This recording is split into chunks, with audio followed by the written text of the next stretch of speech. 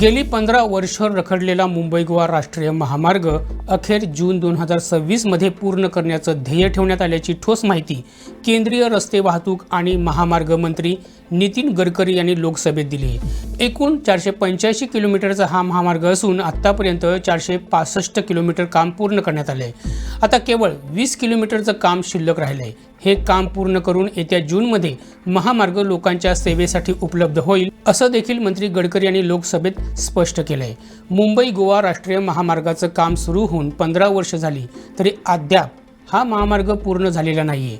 एक महामार्ग बनवण्यासाठी एवढी वर्ष लावून सरकार कंत्राटदारांचे खिसे भरत आहे का असा प्रश्न खासदार वर्षा गायकवाड यांनी लोकसभेत विचारला होता।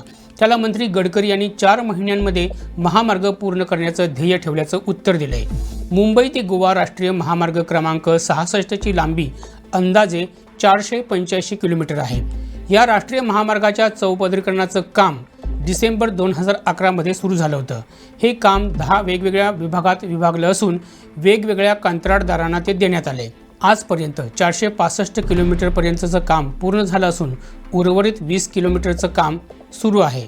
जून 2026 पर्यंत ते पूर्ण करण्याचं लक्ष्य आहे असं गडकरी यांनी लोकसभेमध्ये स्पष्ट केलंय। दरम्यान महामार्गाचं जेवढं काम पूर्ण झालंय ते निकृष्ट दर्जाचं असल्याची टीका कोकणातील लोकांकडून होत आहे। रस्त्यातले खड्डे आणि रेंगाळलेलं बांधकाम यामुळे हा महामार्ग म्हणजे साक्षात मृत्यूचा सापळा बनलाय असं या लोकांचं म्हणणं आहे।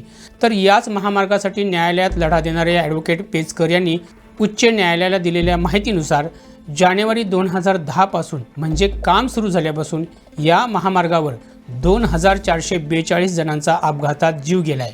आता कोट्यवधी रुपयांचा चुराडा करून आणि हजारो लोकांचं रक्त पिऊन तयार होणारा हा महामार्ग खरंच जूनमध्ये लोकांच्या सेवेत हजर होईल का हे बघावं लागेल। अशाच महत्त्वपूर्ण घडामोडी जाणून घेण्यासाठी आमच्या YouTube चॅनलला सबस्क्राईब करा।